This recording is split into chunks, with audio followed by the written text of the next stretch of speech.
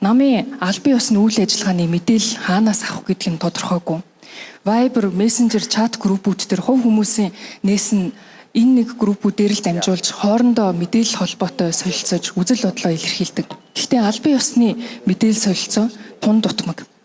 Дээрээс нь гинтийн төлөвлөх боломжгүй цаг нь тулсан тохиолдлын арга хэмжээнүүд төлөвлөгдөж, идэвхтэй намын үйл ажиллагаанд оролцсон ч гэсэн тэр намын үйл ажиллагаанд оролцсон гэдгээ үнэлүүлэх систем үгүй явсан. Тэгэд гишүүдийн маань хувьд бид бүхэн татвараа төлдөг.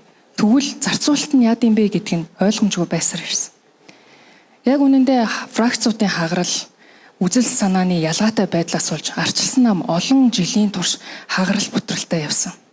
Гэсэн ч өнөөдөр арчилсан нам эвлэрч бас зэгцэрч та бүхний өмнө шинээр үе таалгаа нээхэд бэлэн боллоо.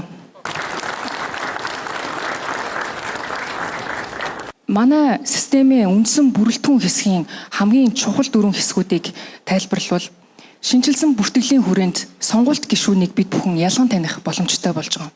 Үүний хажуугаар баталгаатай бодит мэдээллийн сан үснэ. Энэ нь юу гэсэн үг вэ гэхээр одоо байгаа давхурдал болон хиймэл бүртгэлийг бүгднийг арилгаж байгаа.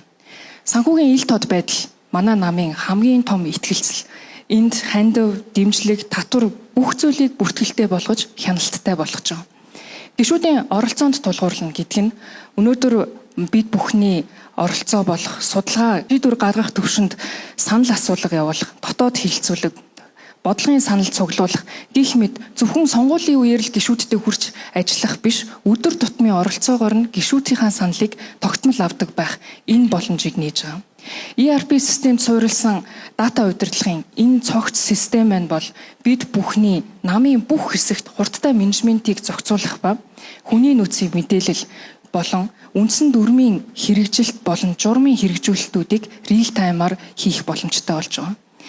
Энэ бүх үйл явц маань дараагийн хэдэн сарын турш маш системтэйгээр төлөвлөгдөж хийгдэж байгаа бөгөөд энэ 2 сард арчилсан намын гишүүдийн бүртгэл болон татвар төлөлтийн үйл ажиллагаа явагдана.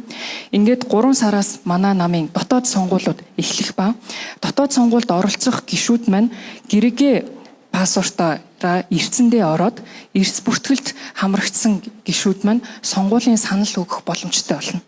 Ингээд 4 сараас Unplus application болон хөгжлийн хөтөлбөрүүд маань сургалт, судалгаа, мэдээлэл, санал хүсэлттайгаа маш олон модулууд маань нэмэгдэж ороод ингээд манай намын үндсэн систем маань бүрэн хэрэгжинэ.